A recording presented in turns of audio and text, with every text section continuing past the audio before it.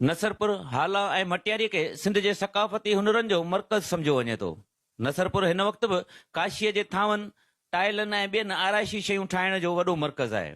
हिते 1999 दौरान सिंध सिमाल इंडस्ट्रीज़ पारां ceramic centre and production centre पिणु जोड़ियो वियो हो, जेको अॼु बि क़ाइमु आहे।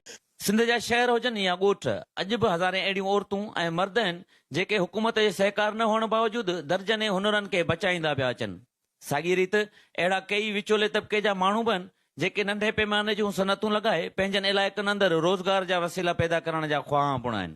उन करे यकीनन सरकार खे अहिड़ा उपाउ ज़रूरु वठणु घुर्जनि जंहिंसां रोज़गार जा बावकार मौक़िया पैदा थी सघनि। नंढे पैमाने जे सनतुनि खे रोज़गार जा वसीला पैदा करणु, माण्हुनि जी माली हालतुनि खे बहितर करणु, ॻोठणनि इलाइक़नि जी तरक़ी, असुलोकनि सकाफ़ती हुनरनि खे बचाइण ऐं इलाक़ाई अदम तवाज़ुन खे ख़तमु करण जो अहम ज़रियो सम्झो वेंदो आहे।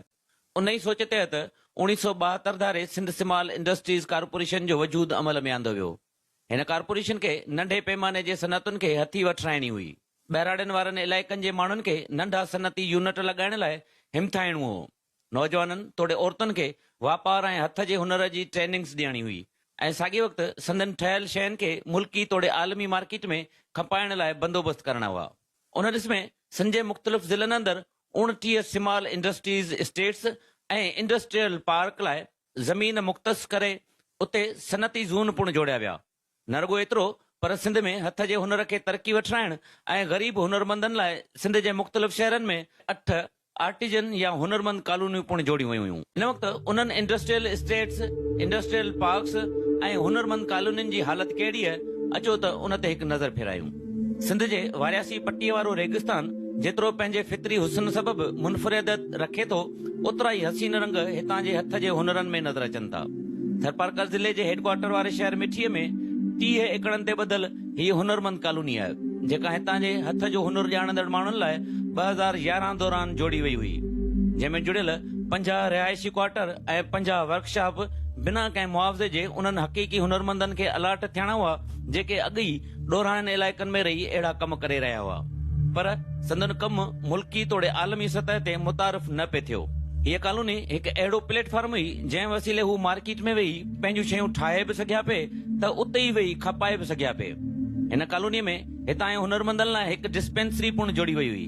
हिन इलाइक़े जा हुनरमंद ॿुधाइनि था त हीअ कॉलोनी कॾहिं बि आबाद न थी सघी, छाकाणि जो कॉलोनी ठही त हुनरमंदनि लाइ, पर उन जा दुकान ऐं क्वार्टर अहिड़नि सिफारिशी माण्हुनि खे अलाट कया विया जेके हुनरमंद ई न हो। समेत सिंध जे मुख़्तलिफ़ इलाइक़नि में कालीन जो पिणु वॾो कारोबार हो। उन करे थर में कालीन जी घरेलू सनत खे हथी वठराइण जे सिलसिले में 1950 धारे उपाउ वरिता विया ऐं अॻिते हली सिंध सिमाल इंडस्ट्रीज़ कारपोरेशन इन कम खे मज़बूत करण जी कोशिश कई, पर ख़ुदि इदारे जे वेहिजी वञण सबबि उहा सनत बि हितां ॼण त मोकिलाए वई। थर समेत डिवीज़न अंदरि जुड़ंदड़ शयुनि खे मीरपुर ख़ास जे हैंडीक्राफ्ट्स डेवलपमेंट सेंटर ते आंदो वेंदो हो, जितां उन्हनि शयुनि खे जिना इंटरनेशनल एयरपोर्ट समेत मुल्क जे ॿियनि शहरनि में सिमाल इंडस्ट्रीज़ जे जोड़ियल वॾनि दुकाननि या डिस्प्ले सेंटरनि ते विकिरे लाइ मोकिलियो वेंदो हो।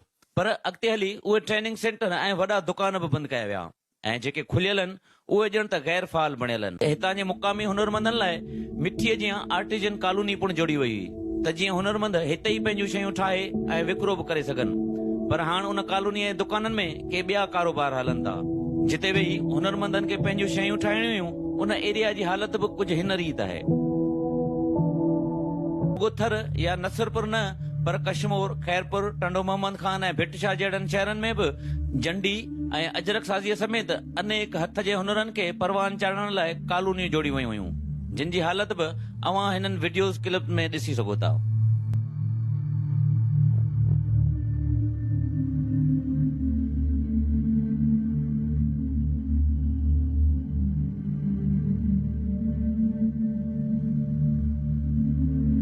सिंध जे मुख़्तलिफ़ शहरनि में जुड़ियल आर्टिजन कॉलोनियुनि खां हटी करे हाणे असां अचूं था सिंध सिमाल इंडस्ट्रीज़ तरफ़ां जोड़ियल इंडस्ट्रियल एरियाज़ ऐं इंडस्ट्रियल पार्क्स तरफ़। ही 1914 ऐं 15 दौरान 50 एकड़नि ते ॿधल मिठीअ जो इंडस्ट्रियल एरिया आहे, जंहिं जी हालत कुझु हिन रीत आहे।